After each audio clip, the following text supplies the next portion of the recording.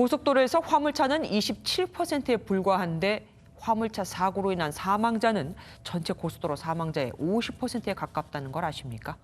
그래서 정부가 디지털 운행 기록계라는 제도를 도입했는데 운행 기록을 제출하는 화물차는 5분의 1도 안 됩니다.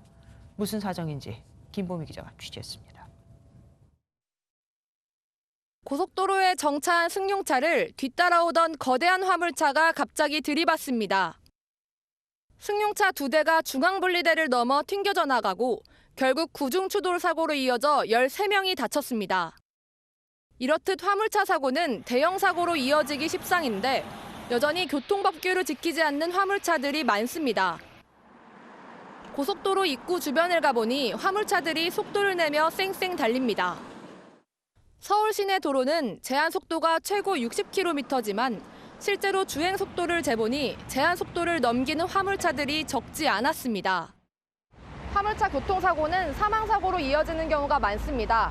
최근 3년간 사업용 화물차 교통사고의 경우 전체 교통사고에 비해 치사율이 2배가량 높은 것으로 나타났습니다. 좀 위협을 느낄 때도 없잖아. 특히 야간 때나 이럴 때는 카메라가 있거나 뭐 이렇게 거리 속도 제한이 있을 때는 좀 덜한데 그렇지 않을 때는 굉장히 좀 느끼죠, 그런 거를. 교통사고를 막기 위해 정부가 도입한 건 디지털 운행 기록계입니다. 자동차의 운행 정보를 실시간으로 저장하는 이 장치를 설치하면 과속과 급감속 등 운전 습관을 파악할 수 있습니다. 하지만 장착은 의무화됐지만 운행 기록을 제출하는 건 시내버스가 아니면 필수가 아니어서 실효성이 떨어진다는 지적입니다. 실제로 지난해 화물차 약 25만 대 중 운행 기록을 제출한 차량은 5만 8천 대로 10대 중 8대는 제출하지 않았습니다. 일반 회사들은 제출을 그래도 어느 정도 하는데 개인이 하는 그런 화물은 제출이 많이 저조해서 수동으로 하다 보니까 제출이 어려운 부분도 조금 부진한 원인 중에 하나라고 파악되어집니다.